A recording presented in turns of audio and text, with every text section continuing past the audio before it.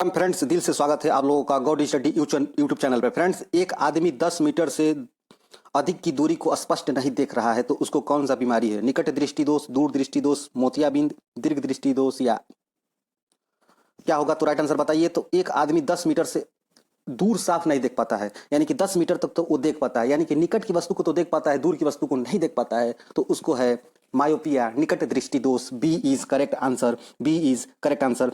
इसके निवारण के लिए हम क्या करेंगे? तो अवतल लेंस का प्रयोग करेंगे। जी हाँ, कॉनकेव लेंस का यूज करेंगे, प्रयोग करेंगे। अवतल लेंस, कॉनकेव लेंस का प्रयोग करते हैं निकट दृष्टि मायोपिया को दूर करने के लिए। निकट की वस्तु अगर दिखाई दे रही है तो निकट दृष्टि दोष, अगर दूर की वस्तु दिखाई दे रही है तो दूर दृष्टि दोष।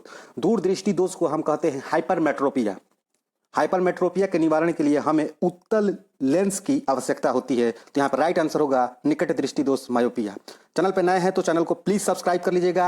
ये चैनल आपके गवर्नमेंटेड एग्जाम के प्रिपरेशन के दृष्टि से बहुत ही मेरी तरफ से, मेरी पूरी टीम की तरफ से बेनिफिशियल होगा, मैं वादा करता हूँ। नेक्स्ट क्वेश्चन आपके स्क्रीन पे, वीडियो पॉज करिए, सॉल्व करिए। इसका राइट आंसर क्या होगा? फ्रेंड्स, सभी question 10 year previous paper exam, जितने भी वनडे एग्जाम, एसआई, दारोगा, उत्तर प्रदेश पुलिस, मध्य प्रदेश पुलिस, जितने भी एग्जाम होते हैं, आपका UP triple SC, SSC, railway से, ये question total 27 question, total 27 question को मैंने लिया है और ये बहुत बार पूछा गया है। तो इस वीडियो को अंत तक देखिएगा और दोस्तों के साथ शेयर करना प्लीज प्लीज मत भूलिएगा।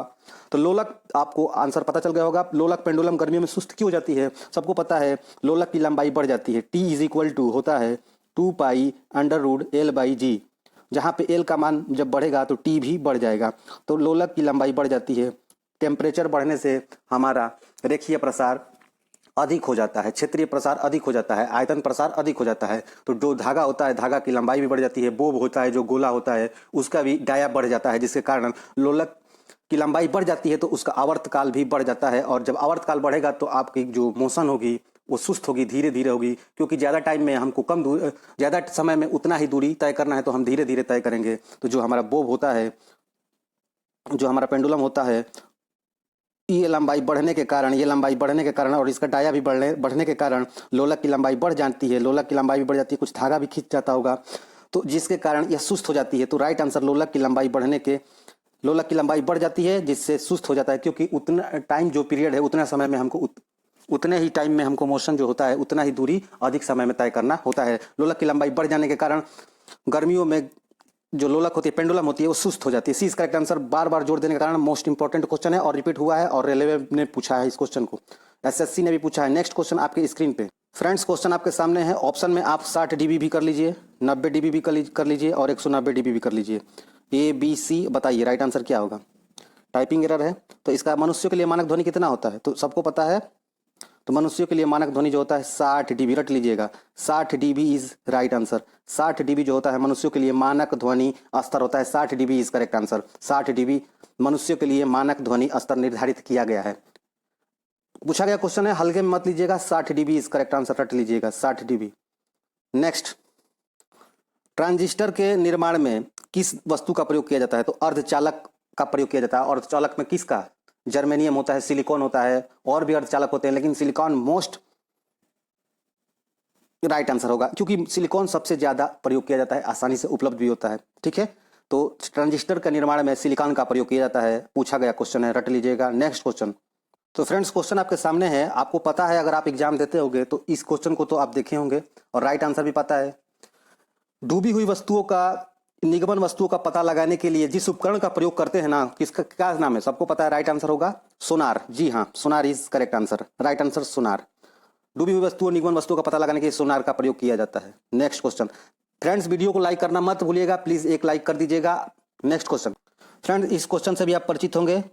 निम्न में से किसका घनत्व सबसे अधिक होता है? चारकोल का। थोड़ा कंफ्यूजिंग क्वेश्चन है, क्योंकि ऑप्शन में सी में दिया है हीरा और डी में दिया है ग्रेफाइट, तो इसी में कंफ्यूजन होता है और इसी में गलती होता है। ये क्वेश्चन मोस्ट इंपॉर्टेंट क्वेश्चन है, पूछा गया क्वेश्चन है, तो आप इसका राइट आंसर पता है, आपको कोई दिक्कत वाली बात नहीं है। चलिए, इसका राइट आंसर होगा डायमंड हीरा।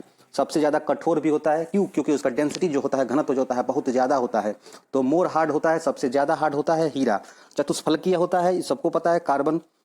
तो इसका राइट आंसर होगा डायमंड हीरा is correct answer. Next question आपके स्क्रीन पे, ज्यादा बात नहीं करना है। फ्रेंड्स वीडियो पोस्ट करके इसका राइट आंसर बताइए। सड़क या रेल की पटरी पर गोलाई बैंकिंग क्यों पैदा की जाती है? तो गोलाई क्यों दी जाती है? तो राइट आंसर इसका होगा, सबको पता है, अभिकेंद्रीय बल इसका राइट आंसर होता है और ये एग्जाम में पूछा गया क्वेश्चन है। अभिकेंद्रीय बल नहीं होगा, कोणीय वेग गुरुत्वीय बल नहीं होगा, राइट आंसर होगा अभिकेंद्रीय बल पैदा करने के लिए। जब रेलवे टर्निंग लेता है तो उसको एक सेंटर के अलोंग कर्वेचर प्रदान किया जाता है, क्योंकि उस कर्वेचर के कारण सेंट्रीफ्यूगल फोर्स पैदा होता है, एफसी पैदा होता है, एम, ठीक है। तो एफसी जो अभिकेंद्रीय बल होता है वह रेडियस पे डिपेंड करता है, मास पे डिपेंड करता है और ओमेगा पे डिपेंड करता है, सबको पता है। तो यहाँ पे राइट आंसर होगा अभिकेंद्रीय बल पैदा करने के लिए। ज़्यादा डिटेल्ड सॉल्यूशन नहीं कर रहे हैं, समय ज़्यादा लगेगा, इसलिए वीडियो लंबा हो जाएगा। तो नेक्स्ट क्वेश्चन देखते हैं, इसका राइट आंसर होगा अभिकेंद्रीय बल इज राइट आंसर। नेक्स्ट थोड़ा इसमें और बात कर लेते हैं। जो मिक्सी ग्राइंडर होता है फ्रेंड्स और जो हमारा वॉशिंग मशीन होता है वो अपकेंद्रीय बल के सिद्धांत पे काम करता है, जो प्रीवियस ईयर में अभी एलपी और ग्रुप डी और जो आपके जेई के आरआरबी जेई ने इस क्वेश्चन को हर शिफ्ट में लगभग पूछा था, एक एक दो शिफ्ट को छोड़ के, कि बता दीजिए। किसी में पूछा था कि अगर मिक्सर में किस बल के सिद्धांत का प्रयोग किया जाता है, किसी में पूछ दिया था कि ग्राइंडर में किस बल के सिद्धांत का प्रयोग किया जाता है। तो सभी फिजिक्स के क्वेश्चन है, सबको पता है। वॉशिंग मशीन में किस बल के सिद्धांत पर आधारित होता है, जो आपका मक्खन निकालने की मशीन होती है किस बल के सिद्धांत पे। तो सबका राइट आंसर होगा अपकेंद्रीय बल इज करेक्ट आंसर, ठीक है। तो आपको बस हम जितना हमको पता था मैं बता दिया। नेक्स्ट क्वेश्चन चलते हैं, ज़्यादा बात नहीं करना है। डियर फ्रेंड्स ये क्वेश्चन तो हो गया है, कोई दिक्कत वाली बात नहीं है। देखिए 2 बार टाइप हो गया है तो उसके लिए सॉरी। 2 बार टाइप होने के कारण कि बार बार पूछा गया है। एक आदमी को 10 मीटर से दूर की वस्तु नहीं देख रहा है, यानी कि वो 10 मीटर तक ही देख रहा है, 10 मीटर के बाद नहीं देख रहा है, यानी कि निकट की वस्तु देख रहा है, यानी कि उसको निकट दृष्टि दोष है। और निकट दृष्टि के निवारण के लिए हमें अवतल लेंस का प्रयोग करना चाहिए। निकट दृष्टि दोष को मैं मायोपिया भी बोलता हूँ, दूर दृष्टि दोष को मैं हाइपरमेट्रोपिया भी बोलता हूँ। दूर दृष्टि दोष को दूर करने के लिए मैं उत्तल लेंस का प्रयोग करता हूँ। दूर दृष्टि दोष में हमें दूर की वस्तुएं नहीं दिखाई देती है और निकट दृष्टि दोष में हमें निकट की वस्तुएं नहीं दिखाई देती है। तो होप आपको समझ गए होंगे, बी इज करेक्ट आंसर। निकट दृष्टि दोष मायोपिया इज करेक्ट आंसर और निवारण होगा अवतल लेंस। नेक्स्ट क्वेश्चन आपके स्क्रीन। तो आप अगर एग्जाम दे रहे होंगे वनडे तो सबको पता है कि क्वेश्चन कितनी बार रिपीट हुआ है। आसान क्वेश्चन है फिर भी इंक्लूड किया गया क्योंकि पूछा गया है, तो हल्के में नहीं लेना है हमको। इलेक्ट्रॉन प्रोटॉन न्यूट्रॉन सबको पता है कि यह परमाणु के नाभिक से संबंधित होते ही हैं। इलेक्ट्रॉन चारों ओर चक्कर लगाता है, प्रोटॉन न्यूट्रॉन नाभिक में एग्जिस्ट करता है। मेरान ये नहीं होता है, तो यहाँ पर राइट आंसर होगा D. Next D is correct answer. Next friends question पढ़िए ध्यान से और आंसर सोचिए। फ्रेंड्स चैनल पर नए हैं तो सब्सक्राइब कर लीजिएगा, दोस्तों को शेयर करना मत भूलिएगा वीडियो को। निम्नलिखित धातु में सर्वाधिक हीन चालक पूछा है, हीन पूछा है, यही पूछा कि सबसे बेस्ट चालक कौन सा है, तो इसका राइट आंसर होता है सिल्वर इज करेक्ट आंसर। परंतु यहाँ पे उल्टा क्वेश्चन पूछ दिया है, ऑपोजिट पूछा है, तो यहाँ पे राइट आंसर आपको पता चल गया होगा। आपको पता है कि लोहा भी ठीक ठाक कंडक्टर है, आपको पता है कि सिल्वर सर्वाधिक विशिष्ट कंडक्टर है, सबसे अच्छा कंडक्टर है। सोना भी कंडक्टर है, बढ़िया कंडक्टर है, लेकिन शीशा जो होता है डियर वह अच्छा कंडक्टर नहीं होता है, बहुत ही बेकार चालक होता है। तो right answer B is correct answer. Next question, सभी क्वेश्चन मोस्ट इंपॉर्टेंट है, बार बार रिपीट हुए हैं, प्लीज ध्यान दीजिएगा। आपने इस क्वेश्चन को कई बार देखा होगा। एक सामान्य पेंसिल में क्या होता है? लेड सल्फाइड, लेड शीशा, शीशा सिलिका का मिश्रण और ग्रेफाइट। आपको इस बी सी और डी में कंफ्यूजन होगा, परंतु मैं बता देना चाहूंगा फ्रेंड्स, आपको पता भी होगा सामान्य दिया है यहाँ पे। तो सामान्य पेंसिल की अगर बात करें तो graphite is right answer, graphite होता है, तो graphite is right answer. Next question पूछा गया क्वेश्चन है फ्रेंड्स, वीडियो को पॉज करिए और इसका आंसर आप बताइए, सॉल्व करिए इसको। तो हम आशा करते हैं कि फ्रेंड्स आप वीडियो पोस्ट किए थे और इसका राइट आंसर आप सोच लिए होंगे। चलिए, आवर्धक लेंस क्या होता है फ्रेंड्स? आवर्धक लेंस मतलब पॉजिटिव, यानी किसी भी छोटी वस्तु को वो बड़ा कर दे, तो इसका मतलब प्लस पॉजिटिव। तो आवर्धक लेंस यानी कि फोकस दूरी, यानी कि अगर मेरा डायोप्टर बढ़ेगा तो उसका जो कैपेसिटी बढ़ेगी, आवर्धन क्षमता बढ़ेगी, तो हमारी जो दूरी होगी कम हो जाएगी। यानी कि हमको ऑप्शन में अल्प दूरी खोजना है, तो अल्प फोकस दूरी बी में दिख रहा है और डी में दिख रहा है, तो ए तो नहीं होगा, सी नहीं होगा। और आवर्धक लेंस वही लेंस होता है, तो सबको पता है कि आवर्धक लेंस जो होता है कॉन्वेक्स लेंस होता है, उत्तल लेंस होता है। तो यहाँ पे तो अवतल दिया है तो बी नहीं होगा, तो C is D is correct answer. अल्प फोकस दूरी का उत्तल लेंस आवर्धक लेंस कहलाता है। मोस्ट इंपॉर्टेंट क्वेश्चन रेलवे ने अभी प्रीवियस ईयर, अभी 6-8 महीने जो एग्जाम पहले हुआ था उसमें पूछा था, तो प्लीज आप रट लीजिएगा, समझ लीजिएगा, कोई दिक्कत वाली बात नहीं। कोई भी क्वेश्चन में डाउट होगा प्लीज पूछ लीजिएगा। फ्रेंड्स नेक्स्ट क्वेश्चन देखते हैं, हल्के में मत लीजिएगा। अल्प फोकस दूरी का उत्तल लेंस आवर्धक लेंस कहलाता है। नेक्स्ट क्वेश्चन, ये हमेशा पॉजिटिव होता है, इसका जो फोकस दूरी होता है मिनिमम होता है और इसकी जो कैपेसिटी होती है, डायोप्टर का जो वैल्यू होता है, आवर्धक क्षमता होती है, वो मैक्सिमम और पॉजिटिव में होती है।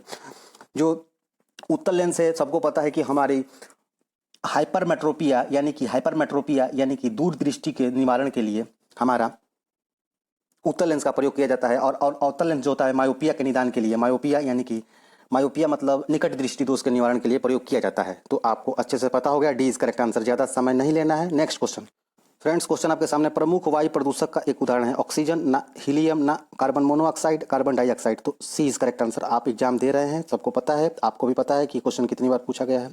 CO होता है बहुत खतरनाक जहरीला गैस होता है, डायरेक्ट अटैक करता है। और ऑप्शन में अगर SO2 दे देता तो SO2 भी सही होता है, लेकिन SO2 और CO2 अगर दे देता तो CO को ही मारते। SO2 जो होता है ये भी जहरीला गैस होता है, परंतु CO ज़्यादा जहरीला गैस होता है। तो यहाँ पर right answer carbon monoxide is correct answer. ठीक है, नेक्स्ट क्वेश्चन फ्रेंड्स, क्वेश्चन से परिचित होंगे आशा करता हूँ। लंबी दूरी के बेतार जो तरंगे होती है दो प्रकार की होती है, एक होती है आपकी मैकेनिकल वेव और एक होती है non mechanical wave. Non mechanical wave के अंतर्गत आता है रेडियो वेव। तो इसका राइट आंसर होगा radio wave is correct answer. Mechanical wave में दो तरंगे होती है, एक अनुप्रस्थ एक अनुदैर्घ्य। तो जो हमारी जो ध्वनि होती है और जो हमारी प्रकाश होती है, इन दोनों में ध्वनि प्रकाश में जो हमारा आइडेंटिफिकेशन जो होता है, पहचान होता है, वो ध्रुवीकरण के कारण होता है कि जिस तरंग कौन सा तरंग अगर ध्रुवीकृत पोलराइज्ड हो जा रहा है और कौन सा नहीं हो रहा है, उस बेस पे हमें अनुदैर्घ्य और अनुप्रस्थ तरंगों को कैटेगराइज किया है। हमने प्रीवियस वीडियो में अच्छे से बताया है, अगर आप चैनल पर जुड़े हैं तो समझ रहे होंगे मैं क्या कहना चाह रहा हूँ। रेडियो तरंगे यहाँ पे लंबी दूरी के बेतार संचार के लिए अपेक्षित तरंगे होती है। Radio wave is correct answer. Next question आपके स्क्रीन पे फ्रेंड्स, जो टीवी होता है, टेलीविजन होता है कि ध्वनि संकेतक होते हैं।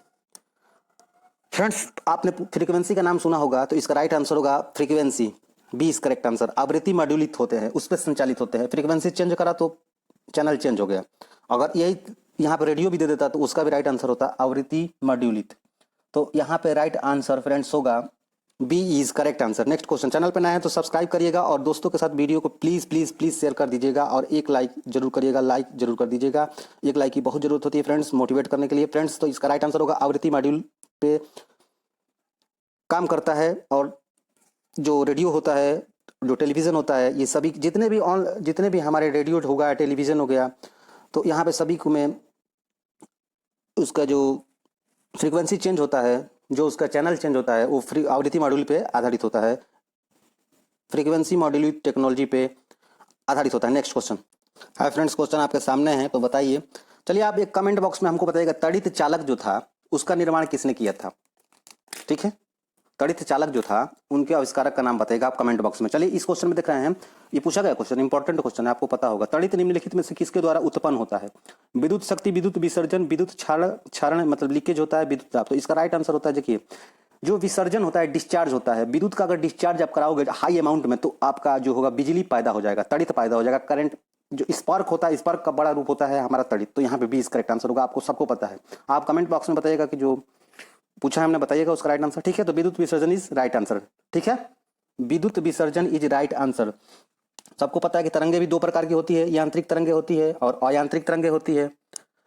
जो मतलब यांत्रिक जो तरंगे होती हैं किसी मीडिएटर में संचरित होती है, और अयांत्रिक तरंगे जो होती है विदाउट मीडिएटर संचरित होती है। तो यहाँ पे बस विद्युत विसर्जन को लेना है। ठीक है, ज़्यादा बात नहीं करना है, ना तो वीडियो ज़्यादा लंबा हो जाता है। तो नेक्स्ट क्वेश्चन देखते हैं फ्रेंड्स, कोई दिक्कत वाली बात नहीं है, विद्युत विसर्जन इज राइट आंसर। ठीक है, नेक्स्ट, इसका राइट आंसर तो सभी को पता होगा, रॉकेट किस गति पे, आवेश ना, द्रव्यमान ना, ऊर्जा और संवेग। तो यहाँ पर राइट आंसर होगा संवेग संरक्षण का सिद्धांत, action to reaction law, Newton साहब, गिवन बाय न्यूटन साहब। न्यूटन साहब का तृतीय नियम। रॉकेट की गति निम्न की कौन सा संरक्षण पे आधारित है, संवेग का संरक्षण का सिद्धांत। C is correct answer. Next question, इसका भी राइट आंसर सबको पता है, और सबको पता है कितनी बार पूछा गया है, इवन टेक्निकल एग्जाम में भी पूछा गया है, और जो पिछले अभी आरआरबी जेई का एग्जाम कराया था, तो उसमें भी आप देखेंगे इस क्वेश्चन को, निम्नलिखित में से किसका प्रयोग रेफ्रिजरेशन प्रोसेस में किया जाता है। राइट आंसर, आप ऐसे ही चमक रहा है आपको, C is correct answer, freon is right answer, C is correct answer. Phosphine की बात कर ले, PH3 बेहद जहरीला गैस होता है। फॉस्फिन जो होता है PH3 उसका फॉर्मूला होता है, जहरीला गैस होता है। तो यहाँ पर राइट आंसर होगा फ्रेंड्स, होगा freon is right answer. Next question on your screen. और फ्रेंड्स ये क्वेश्चन फ्रेंड्स एनडीए ने पूछा है, और डियर इसका राइट आंसर आप बताइए, इसका राइट आंसर, रटने वाला ये क्वेश्चन है ही नहीं। ईंट के बने भवनों की तुलना में कच्ची मिट्टी के मकान ग्रीष्म काल में ठंडे और शीतकाल में अधिक गर्म होने का कारण। कच्ची में option A, option B, option C, option D आपके सामने है। कच्ची मिट्टी अच्छी चालक होती है? नहीं, कच्ची मिट्टी बुरी चालक होती है? पता नहीं, आप बताइए। वीडियो पोस्ट करिए, सॉल्व करिए।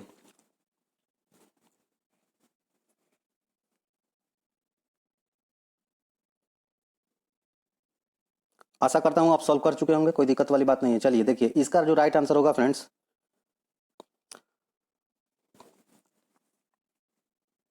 सी इज करेक्ट आंसर।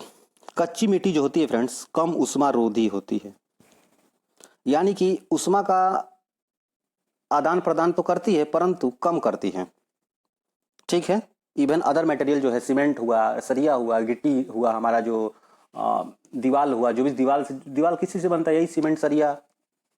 तो इनके कंपेयर में जो मिट्टी होता है डियर, वह ज्यादा उष्मारोधी का काम करता है, ठीक है। तो यहाँ पे राइट आंसर जो होगा सी को जाएगा हमारा राइट आंसर, ठीक है। नेक्स्ट क्वेश्चन आप देखते हैं फ्रेंड्स। इस क्वेश्चन को भी आपने देखा होगा एग्जाम में, पेपर अगर आप सॉल्व कर रहे होंगे तो केरोसिन लैंप में चिमनी के नीचे छिद्र बना होता है, तो आपको पता होगा इसका राइट आंसर।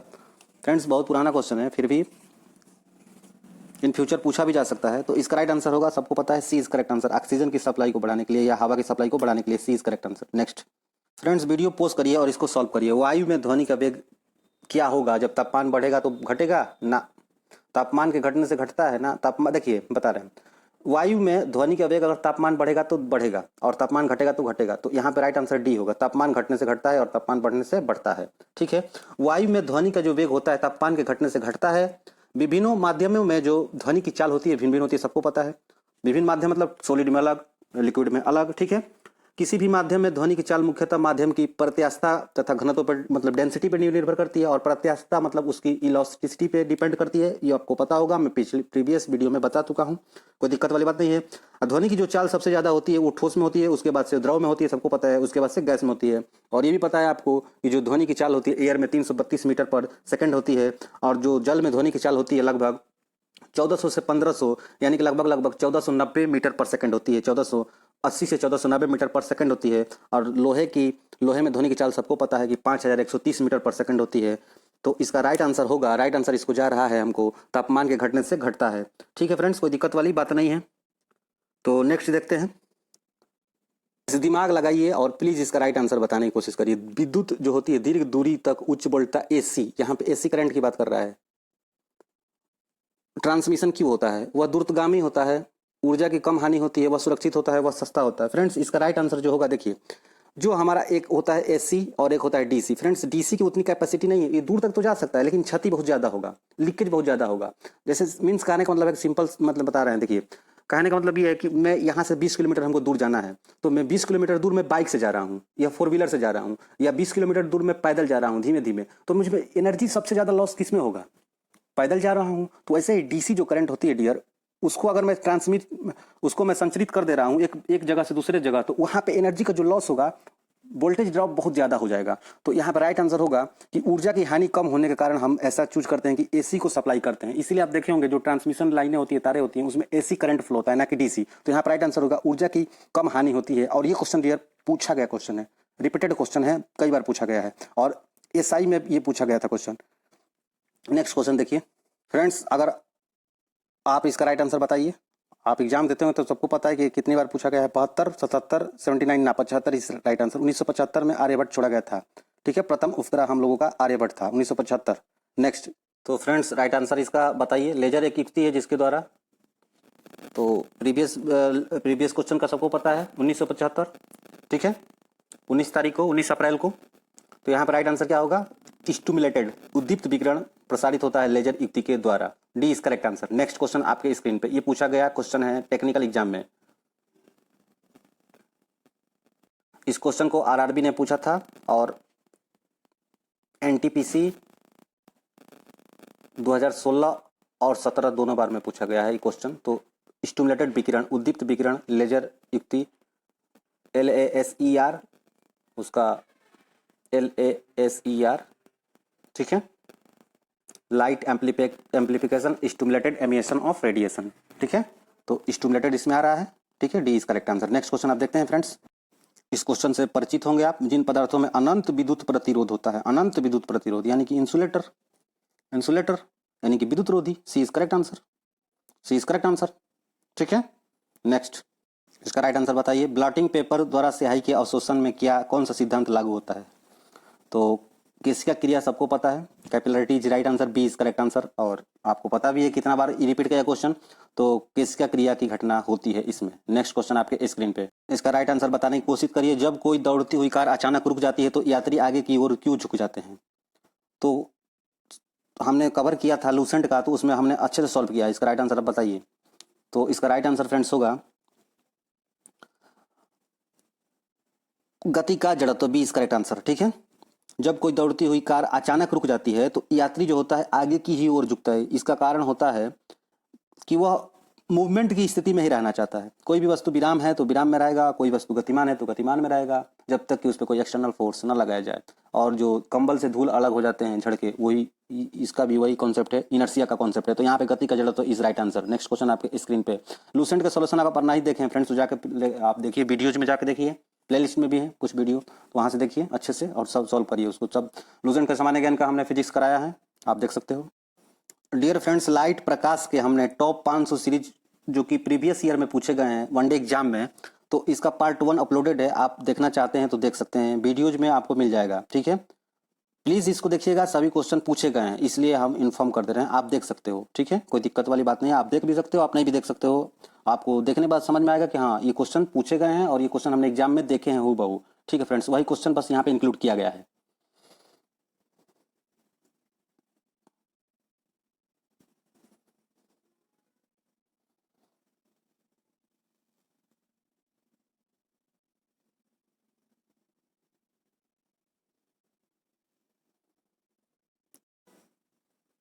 प्रकाश सीधी रेखा में चलता हुआ क्यों प्रतीत होता है? तो उसका जो लेमडा तरंग दैर्घ्य होता है मात्र 3900 उसका वैल्यू होता है, 3800 3900 4000 एंगस्ट्रॉम की वैल्यू होती है। तो वो सीधा तो एक्चुअली होता नहीं है, उसका जो वेवलेंथ होता है बहुत छोटा होने के कारण, ये इस करेक्ट आंसर।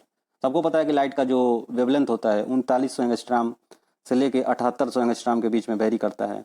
वाइवग्योर आपको पता होगा, वाइवग्योर तो वायलेंट टू रेड जर्नी होती है, तो उसका जो इसमें से घटाएंगे तो इसका मान 3839 करीब करीब आएगा एंगस्ट्रॉम। तो आप एक एंगस्ट्रॉम की वैल्यू आपको पता है 10⁻⁻10 मीटर होता है, तो आप उसको आप कैलकुलेट करोगे तो कितना मान वैल्यू कितना छोटा आएगा आप पता कर सकते हो। तो उसका तरंग दैर्घ्य छोटा होने के कारण वह सीधी प्रतीत होती दिखाई देती है, हालांकि ऐसा होता नहीं है। नेक्स्ट क्वेश्चन फ्रेंड्स, इसका राइट आंसर आप कमेंट बॉक्स में बताइएगा। मैं प्रीवियस अभी इसी वीडियो में इसका मैं राइट आंसर आप प्रत्यक्ष रूप से बता चुका हूँ, आप इसका कमेंट बॉक्स में, और एक पहले भी क्वेश्चन में पूछा उसका भी, दोनों का आप रिप्लाई करेंगे। नेक्स्ट क्वेश्चन फ्रेंड्स, इस क्वेश्चन से आप भली भांति परिचित होंगे। उड़ान अभिलेखी का तकनीक नाम क्या है? फ्रेंड्स, जो हवाई जहाज होते हैं एरोप्लेन, उसमें हम ऑरेंज कलर के ब्लैक बॉक्स यूज करते हैं, सी इज करेक्ट आंसर। क्यों?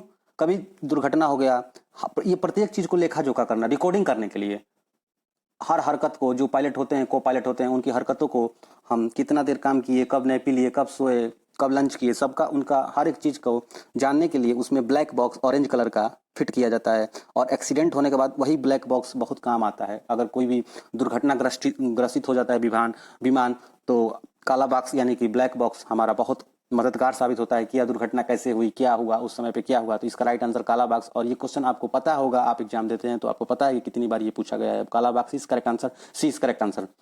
नेक्स्ट क्वेश्चन फ्रेंड्स देख लेते हैं। तो फ्रेंड्स, बस वीडियो 27 क्वेश्चन हमने सॉल्व कर चुके हैं। चैनल पे फ्रेंड्स आप पहली बार विजिट कर रहे हैं तो प्लीज़ सब्सक्राइब कर लीजिएगा। मैंने बता चुका है कि ये चैनल आपके एग्जाम के लिए बहुत ही बेनिफिटेड होगा। सभी एग्जाम ओरिएंटेड सॉल्यूशन कराए जा रहे हैं, तो सब्सक्राइब कर लीजिएगा और दोस्तों के साथ शेयर करना मत भूलिएगा। Thank you so much. जय हिंद, जय भारत।